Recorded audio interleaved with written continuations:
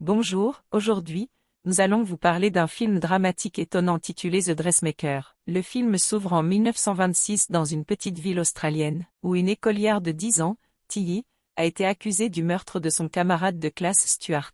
La petite fille tente de prouver son innocence, mais malheureusement, elle est exilée de la ville par le sergent Farah, le policier local. 25 ans plus tard, Tilly revient en ville en tant que couturière accomplie. Avant qu'elle entre dans sa maison, Tilly rencontre par hasard le sergent Farah et les deux ont une courte conversation avant de partir. Le sergent admire sa robe et son apparence. Lorsque Tilly entre dans sa maison, elle la trouve en piteux état. Il s'avère qu'après le départ de Tilly, sa mère Molly est devenue mentalement instable et vit seule. Tilly est revenue dans sa ville pour prendre soin de sa mère malade, mais elle a aussi un autre but. Bien que Tilly ait été accusée du meurtre, elle ne se souvient pas de ce qui s'est passé ce jour-là. Elle demande donc à sa mère si elle se souvient de quelque chose à propos de l'incident. Mais Molly ne se souvient même pas de sa propre fille. Le lendemain, Tilly nettoie la maison et donne un bain à sa mère. La nouvelle de l'arrivée de Tilly se répand bientôt dans toute la ville. Ils ne sont pas heureux qu'elle soit de retour. Le jour suivant, nous voyons des garçons jouer un match de football contre une autre ville.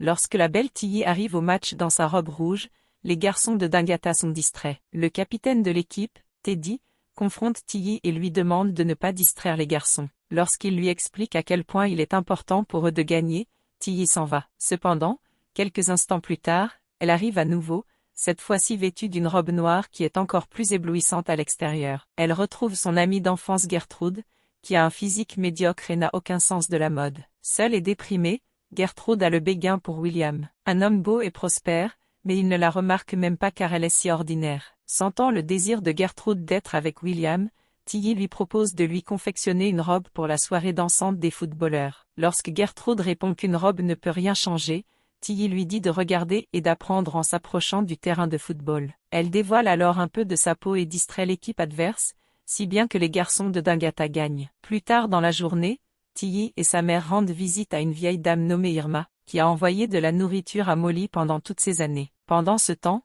Tilly voit l'école où Stuart est mort. Elle entre à l'intérieur et se souvient comment Stuart l'a brutalisée et elle est montée dans une tour pour se cacher quand elle a vu Gertrude. Elle a demandé de l'aide mais cette dernière s'est simplement éloignée après jusqu'à ce qu'il soit descendu. Stuart a couvert sa bouche de sa main, l'a traînée dans un coin et l'a plaquée contre le mur. Il a ensuite menacé de tuer Tilly et sa mère. Bien qu'elle se souvienne de la plus grande partie de l'incident, elle ne peut pas se rappeler comment Stuart est mort. Ce soir-là, à la maison, Tilly explique ses réalisations en tant que couturière. Elle essaie également de faire en sorte que sa mère se souvienne du meurtre. Mais ses efforts sont vains. Juste à ce moment-là, leur conversation est interrompue par Gertrude qui demande à Tilly de lui dessiner une robe. Tilly accepte mais en échange elle demande si Gertrude a dit à Stuart où elle se cachait à l'époque. Stuart a également malmené Gertrude et elle lui révèle qu'elle lui a dit où était Tilly pour se protéger. Le lendemain, il tombe sur Teddy qui se met immédiatement à flirter avec elle. Il l'invitait également à la soirée dansante des footballeurs. Mais Tilly refuse en disant qu'elle est occupée. Plus tard dans la soirée,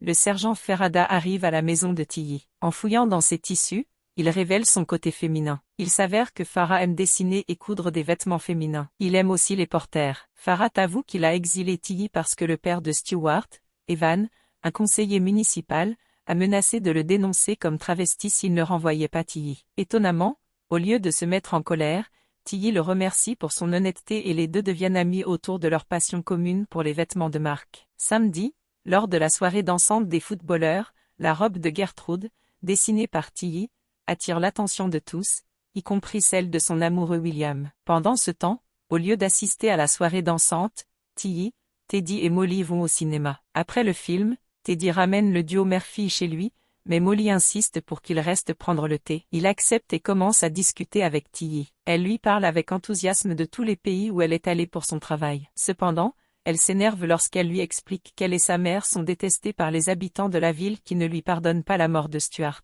Teddy la réconforte en lui disant que les gens sont impitoyables car ils ont même essayé d'enlever son frère Barney simplement parce qu'il était différent. Alors que les deux hommes se rapprochent, Teddy avoue ses sentiments pour Tilly, mais celle-ci s'éloigne en disant qu'elle doit mettre sa mère au lit. Le lendemain, les dames qui ont été envoûtées par la transformation de Gertrude arrivent chez Tilly et lui demandent de leur confectionner des robes. Bientôt, toute la ville parle des talents de couturière de Tilly. Pendant ce temps, Evan envieux engage une autre couturière pour mettre fin à l'activité de Tilly. Mais le plan échoue, quand Gertrude demande à son chef de lui faire une élégante robe de mariée, car Una en a fait une affreuse. Dans la scène suivante, Teddy dit à Tilly qu'une personne habile et accomplie comme elle ne devrait pas gaspiller sa vie dans une si petite ville, avec des gens qui font du cuir. Il lui suggère de s'enfuir avec lui et de quitter la ville. Tout en parlant, il s'approche de Tilly et l'embrasse. Cependant, elle réprime ses sentiments pour lui et mentionne qu'elle est maudite. Le lendemain, William qui va se marier avec Gertrude demande à Teddy d'être son témoin et ce dernier accepte. Il rend ensuite visite à Tilly et lui demande de lui confectionner un costume. Pendant qu'ils prennent les mesures du costume,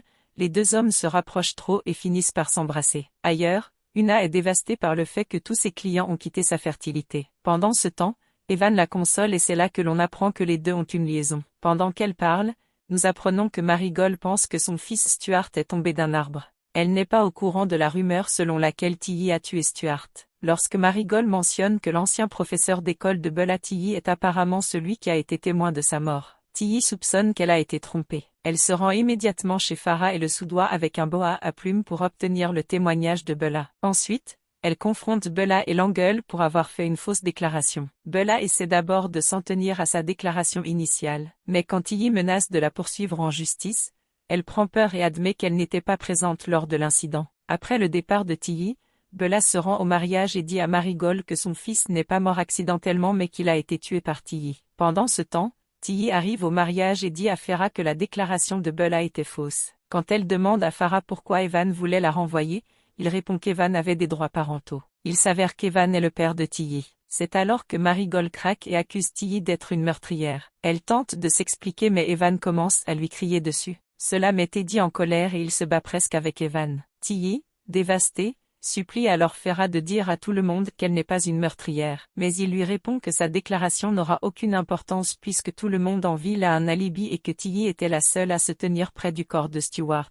Tilly, furieuse, paraît Teddy, Molly et Barney la suivent sur le chemin. Barney crie hystériquement que Tilly a bougé. Quand elle les laisse derrière elle, Barney s'écrie qu'il a vu Stuart se faire ça tout seul. Ensuite, Teddy emmène Tilly à l'école et se rappelle les événements de cette nuit tragique. Puis il la réconforte en lui disant qu'elle n'a pas tué Stuart. Teddy lui rappelle que Stuart avait l'habitude de se précipiter sur leurs enfants comme s'il était un taureau et de les frapper au ventre. Soudain, Tilly se souvient qu'elle a bougé lorsque Stuart a couru comme un taureau pour lui frapper l'estomac, ce qui lui a valu de se cogner la tête contre le mur. L'impact lui a brisé le cou et l'a tué sur le coup. De plus, Teddy lui dit que Barney a tout vu du haut du silo, mais il avait peur de parler car les gens l'auraient pris pour un fou. Après avoir appris la vérité, Tilly fond en larmes et Teddy la réconforte. Cette nuit-là, Teddy et Tilly passent la nuit ensemble et font l'amour. Plus tard, ils vont s'asseoir sur le sommet du même silo. Lorsque Teddy demande à Tilly de l'épouser, elle hésite à nouveau et mentionne qu'elle est maudite. En entendant cela, Teddy mentionne qu'il ne croit pas aux malédictions et qu'il veut prouver à Tilly que ce n'est qu'une illusion. Bien qu'elle tente de l'en empêcher, Teddy saute dans le silo. Malheureusement, le silo murmure du grain et il meurt étouffé. Après la mort de Teddy, Tilly rencontre sa mère et l'aide pour les funérailles. Quelques jours plus tard, Molly se rend dans une épicerie où un groupe de femmes accuse Tilly du meurtre de Teddy et l'appelle en jurant. Enragée, Molly les fait taire en disant que Teddy est mort en essayant de prouver que sa fertilité gauche était plus forte que la haine des habitants de la ville. De retour à la maison, Molly réveille Tilly, qui tremble après la mort de Teddy, et tente de l'aider à surmonter sa douleur. Comme Molly s'est presque entièrement remise, elle commence à révéler son passé. Elle a rencontré Evan à l'âge de 20 ans et est tombée enceinte de lui. Cependant, ils ne se sont pas mariés car Evan ne voulait qu'un fils. Lorsque son souhait n'a pas été exaucé, il s'est débarrassé de Molly et a épousé la riche Miracle. Le lendemain, Gertrude et sa belle-mère arrivent chez Tilly pour lui demander de leur faire des costumes pour un concours de théâtre. Cependant, Tilly le jette hors de la maison en disant qu'elle préférerait mourir plutôt que de faire des costumes pour des égoïstes comme eux. Après leur départ, Molly encourage sa fille à utiliser son extraordinaire talent de couturière contre les habitants de la ville et lui dit qu'elle a un plan pour elle. Plus tard, Molly rend visite à son amie Irma et lui demande de déposer une lettre à la poste car les habitants de la ville ne lui permettent pas de l'envoyer. Il s'avère qu'elle envoie une lettre à l'équipe adverse du concours de théâtre au nom de Tilly. Avant de partir, elle donne une boîte de brownies au hashish à Irma. Sur le chemin du retour, Molly est victime d'une attaque et meurt. Cela plonge Tilly dans une dépression encore plus profonde et cette nuit-là, elle boit beaucoup avec Farhad. Pendant ce temps, Bella les surveille de près. Ignorant la présence de Bella, Tilly jette un tourne-disque à l'extérieur de la maison et finit par se cogner la tête. Le lendemain, elle saute dans un train pour Melbourne, pensant qu'elle va se faire soigner. Mais en réalité Bara l'envoie dans un asile. Après cela, Almanac, le chimiste de la ville qui a maltraité Tilly dans son enfance, se noie dans un étang derrière sa maison. Puisque sa femme Irma est sous l'influence des brownies au hashish bank de Molly, elle n'est pas en mesure de le sauver. Lorsque l'assistante du chimiste se rend compte que les brownies ont été préparés chez Tilly, elle la rend responsable de la mort d'Almanac. Une fois de plus, tout le monde se retourne contre Tilly, mais cette fois, le sergent Farad prend sa défense et s'accuse lui-même. En conséquence, il est exilé de la ville. Le lendemain, il va rencontrer Marigold et lui révèle tout sur les aventures extra-conjugales d'Evan. Cela met Marigold en colère et quand Evan arrive, elle lui coupe la jambe avec un couteau et le laisse mourir. Pendant ce temps, l'équipe adverse du concours de théâtre arrive à la maison de Tilly. Ils disent qu'il accepte ces conditions extravagantes mentionnées dans la lettre parce qu'elle est la meilleure. Lorsque Tilly regarde la lettre, elle réalise que sa mère a fait tout cela pour elle. Elle accepte donc de travailler pour eux et de leur faire gagner le concours. Quelques jours plus tard, les habitants de la ville croient à la guitare pour assister au concours de théâtre. Là, ils se rendent compte que Tilly a fabriqué le costume de leur adversaire. De retour à Dingata, Tilly est seule et s'apprête à quitter la ville pour toujours. Avant de partir, elle met le feu à sa maison et fait rouler un tissu rouge imbibé d'essence jusqu'au centre de la ville. Elle déclare qu'elle n'est plus maudite et quitte son pari dans un train. Le film se termine lorsque les habitants reviennent après avoir perdu le concours. Pour ajouter à leur malheur, la ville entière a été réduite en cendres.